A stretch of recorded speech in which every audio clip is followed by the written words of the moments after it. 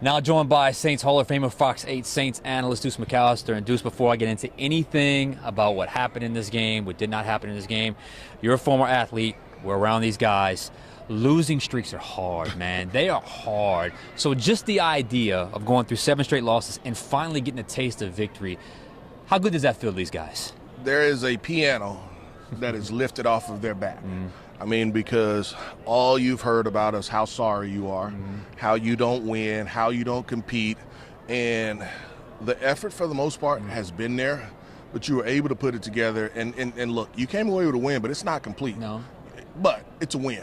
And so you will take it because it's hard to win in this league. I mean, there's so many games that you can go back to for that's one drive, one play that you didn't make and you ended up losing, where this game there's one drive, one play, you end up making that play and you're successful. So the challenge now is, can you get those guys to play with that same effort but raise their play even higher? Because if you can raise your play even higher, now the mistakes, hey, they're not as big. Everybody's going to make a mistake. You're going to make a mistake. You're not going to play perfect. But can I get you to play at that level, and I need you to raise your intensity a little bit more? Yeah, and then see if they can grab some consistency. We saw the energy today. There's that term interim bump. I thought you saw it today. I mean, I thought you saw it today. So we can't just bypass this interview without talking about Darren Rizzi. I mean, he came in, he's got a personality, he's got some fire to him, players gravitated to him. Tyrann Mathieu even said, you know, when there was the drop pass late in the game, he said 3 or 4 weeks ago they may not have been able to overcome that. But in this game, they were. Now, I have no idea if that just goes directly back to Darren Rizzi, but I do know the energy was different here today with these guys. Well, the energy was definitely different, and, you know, you had guys that were able to make plays, and, you know, not only early in the game, but even late in the game, you had some guys that made plays that maybe didn't make it. I mean, there were times where the defensive line could not get to the quarterback.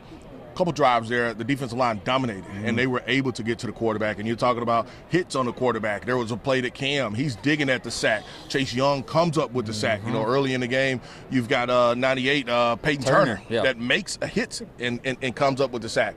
The other play, Tyrann Mathieu, the dig route. He's sitting, he's reading the quarterback's eyes. He sees it. He beats the receiver there to it, and I mean, that's a play that you've seen him make over and over, and I mean, it's anticipation for him. It's studying and knowing the game. I mean, but guys made plays, and that's what you needed. Now, can I talk about the negatives? Of course I can. I mean, there's plenty of things that you can say, hey, look, you know, you had an intentional grounding, you had a holding call, you know, you got beat for explosive plays over the top. So there's plenty of things that you can say we can't do.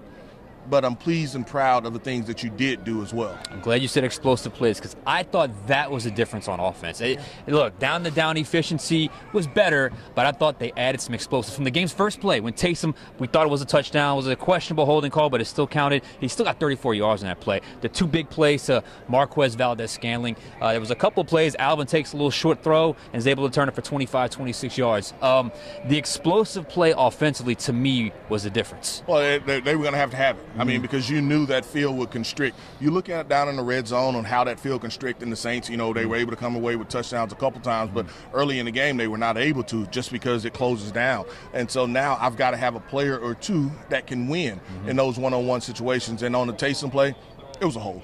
It was. I mean, it's on the edge. It's out there. You can see it. That's exactly right. If he cuts inside, then maybe he alleviates some of that pressure on Foster a little bit. But I love the play design. You know, you go back to the second half, there were 3 plays or 3 drives where the Saints were aggressive, ultra aggressive on first down, and they pushed the ball down the field. One a boot, one a play action over the middle, and then another time it was another pass where they got on the edges. Last 2 drives, the Saints, they decided to run the ball on first down and didn't get a lot of yardage, but they were able to overcome. And I think, you know, the biggest thing for that team is, can we push the ball down the field? You know, I love the plus 40, plus 50 type plays. Yes, that if you can do that, outstanding. But just to be able to make those safeties play off, and now you can work some of that underneath stuff. And they threw, you had some guys, I think it was Austin and Pettis, that first-time catches. Yes. I mean, we're talking about period. Yeah. You know, and so, you know, if you can grow on some of that stuff where those guys can play with some confidence, then that's just going to help that whole unit. We got to talk about Alvin Kamara. History made, club's all-time leading rusher. You held that for a long time.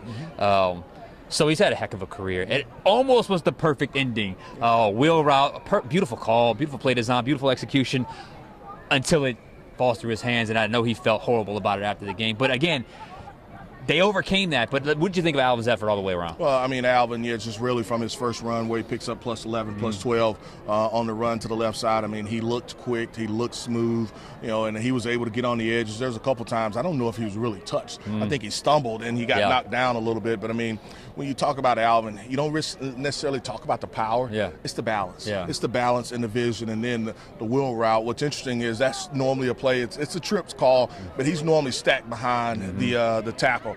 This time he's a little bit wider, and so it's almost like he's in the trips formation. The way that the play looks and designed, it looks like he's going to just run an option route and stop, and that's what Caden played him for. He kept going.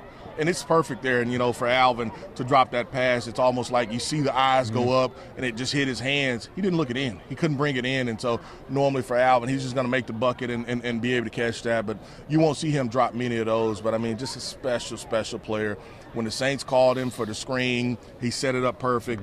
When the Saints needed him for, just a check down route, he was there for him to be able to pick up the blitz. Man, he's an outstanding player. Yeah, they're going to come back to that wheel route again. I can promise you. They're going to come back to that at some point. He's going to make the play. All right, we'll close it out with this. You mentioned it. I'm going to kind of follow up on it. This is great, but you're still 3-7. This is great, but Monday morning's still going to get here. And you got a new opponent coming here next week. You can call it a winnable game, but look, every game is winnable, every game is losable. How do they maintain this energy and consistency going forward? If I've normally been coming in at 11 o'clock, I may even give you off where you have to come in on your own. And so I think you deserve that. You deserve that. But whenever you come into this building on Wednesday, if you thought we had to go hard last week, it's going to be 2 times as hard. Because I can't allow you to get comfortable. And what I mean by that is you've tasted success a little bit.